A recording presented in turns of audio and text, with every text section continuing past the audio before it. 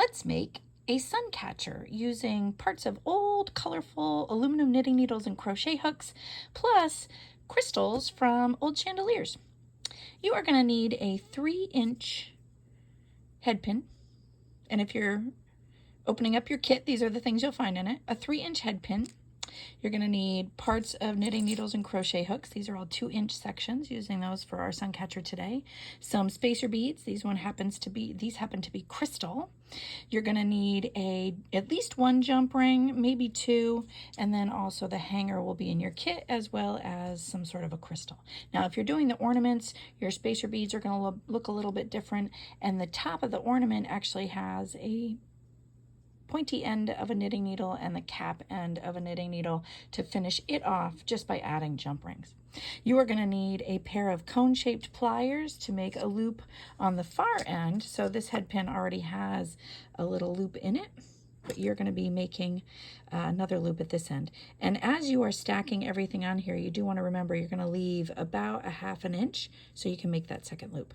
Okay, so I'm going to start with a spacer bead. Actually, these are really big beads. I'm just going to jump in and start making the knitting needle parts go on first. So I'm going to go with warm colors. I've got some great oranges this fall, so I'm going to go with some red, 2 different colors of sort of a red and a salmon-y color, and then I'm just interspacing the spacer beads on here. You'll notice that I put the head pin down into the palm of my hand so that things don't flop around and they don't slide back off. So I'm kind of holding the project like this while I'm working on it.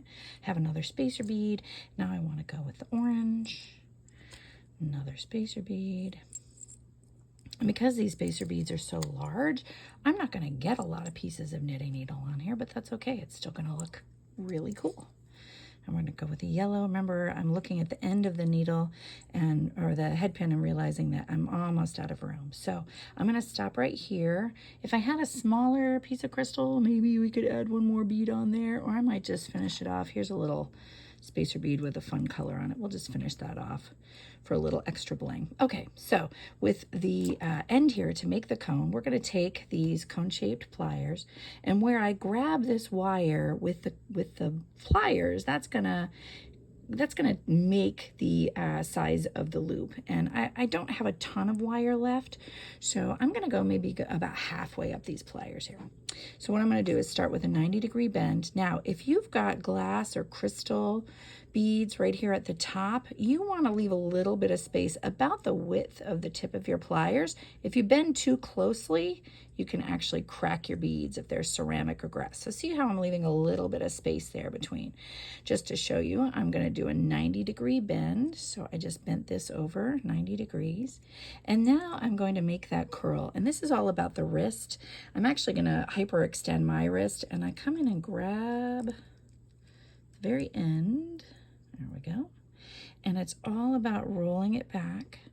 And if I need to stop and reposition because my wrist has run out of torque, I'm actually going to leave half of the pliers in my project and reach the other half back and just keep bending.